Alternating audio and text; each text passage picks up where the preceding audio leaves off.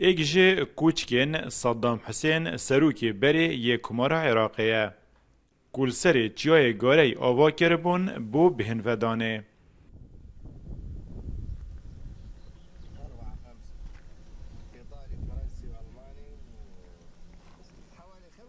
دیمنین گریانین ویو خیزان آوینه لناو بفرا چیای گاره دا.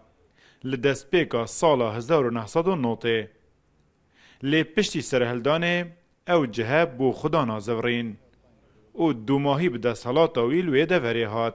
ما قلت ده هو صوتشي صوب عربي قلت ده شين قال ما سيور بن امل قال سيور بو يجي بيرو متيتا و بلدوزر اكثر پشتوي بو بم صادو بينج هو بينج با بقيسم پشتي با احسان خلک دفریه بحث روژا دست پیکا کاری دکت بو وکرنا ریکاو آوا کرنا کشکن صدام.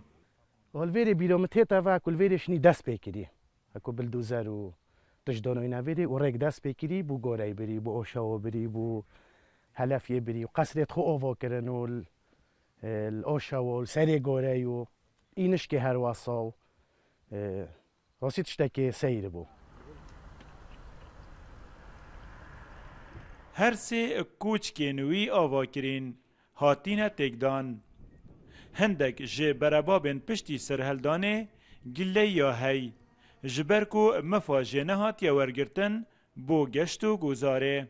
يعني ما بجوبت خودي تقاصر خراب بون يعني تولون بون ايش بمعيشتي خالكي بودوجي شنا تجربه ما بيت احتمال اكو حكمت شكي اگر حكمه شيو بو هنگي باريس اذا احتمال ابروكا اوجه بمانه جهه توريزمي جهه گشتياري يعني مثلا امشي بينو ناحيه سياحي مثلا دهات بو ماجي بيدن خارجي که يعني مفوش او تشتتوي چكرن قصر قصيرتوي چكرن خارجي چه مفوجه ندي نوکر دولت دی بنمونه قصر شوی خالق پورا چی یعنی حدا چی بینی راست اوی ظلم کرد بس سرسن کرد نه.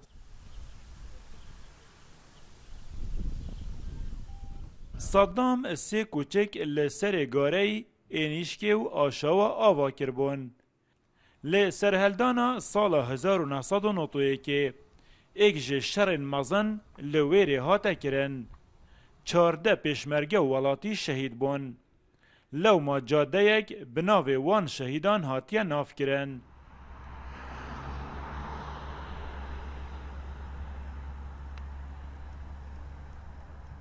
دمی صدام کشکل وان دوره آواد کرد یکی خلک دوره دگوت مامو هر وان قصر آوا که از ده پاس خول ورا چرینم.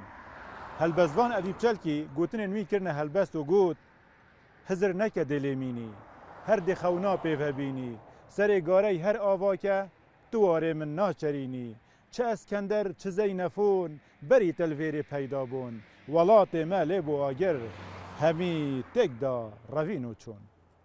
ایوب نصری روداو ناحیه سرسنکی.